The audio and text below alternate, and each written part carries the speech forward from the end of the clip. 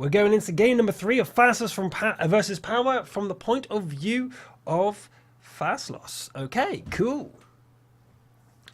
And that's a shout out to White Plains, who, if you're watching on YouTube, is helping me correct the sound balance issues live on air. Anyway, let's get to it. We have in the formation going here with the T2, Light and Chaffee moving forward with the rest of the force heading into the west. This is very usual sort of strategy here from Fastloss. We are seeing a Bison's T71 usual strategy still from Power, where we're getting the variation here from Fastloss. I'm kind of enjoying this Fastloss difference compared to all the other lineups. It's really nice to see people trying different things out, even if it doesn't work out for them.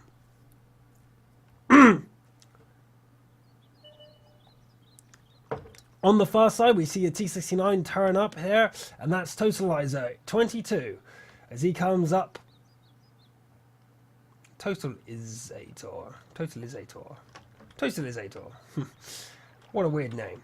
Palace though, Proxy Scouts John SH in the middle with his T71, which means that their scout is now, which obviously is 2 more tier points. Remember this, that's 2 extra tier points holding up the exact same space. So 5 points, 7 points in the middle, which leaves 2 extra points to be elsewhere. In this place is John Len over here in his Sturmpanzer, that's 1 extra point, and the other point is here in the T2 Light over here. Not that huge much advantage, but in the meantime, we have Power appearing out of nowhere, but the AMXs are out of position. They got to get round the back, and everything turns away.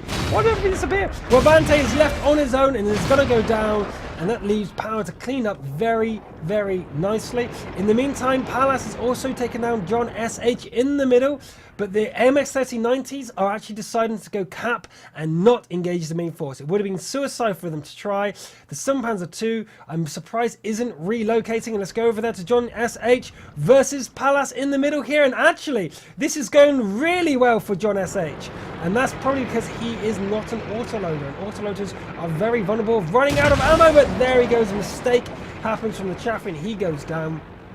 The AMXs do get into the base, the T1 and Bison goes down, the AMX 90s and T2 Light are going for the capture. The only one who can really get back is the T71. That means Palace is the only person here whose game is on the balance. I'm going to zoom out so we can see this firefight between them. He does lose sight.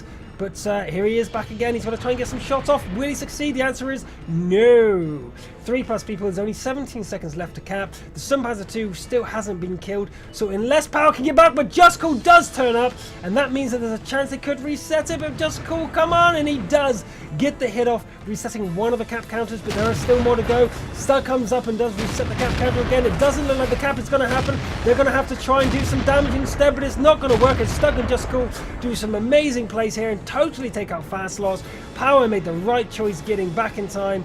Only with 15 seconds left to go, they made the right choice. Sturmpanzer 2 is the last guy left, making Power win their 3rd game, taking it to 2-1. They only need to have 1 more game, and they can actually win the 3 points. From going 1-0 down, Power looks like they're going to go to 3-1 up. So, yeah. Do you know what? There's no point waiting to see the Sturmpanzer die. We're actually going to fast forward. I'm going to be cheeky and just fast forward the game and see what happens with the Sturmpanzer.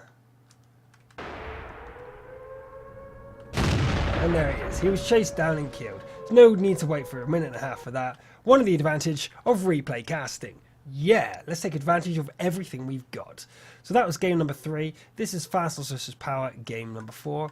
I'm speeding up just a little bit because I am conscious of the time. 45 minutes until the next game begins. I really should be set up for that with a 10-minute delay and online on the Russian server. As you know, you can only run 1 client of water tanks at a time, so I can't actually do replay casts while waiting to be invited into the main game. And I do want to be there a little bit early because this is my first game back since round 4. So consider it's round 11 right now. That's a long time. How was the sound balance that time, guys? I'm waiting for you to reply. You guys are the important guys. If it are so important when it comes to feedback. when you isolate the stream on its own, it's really hard to get everything perfect. And if you guys collectively give feedback, we can make it better for you. Whether you prefer that we add extra decorations or more lighting or better sound, then everything is for you. If things are unclear in the battle, please say something. Please say, I didn't have a clue what was going on during that battle, and so on and so forth.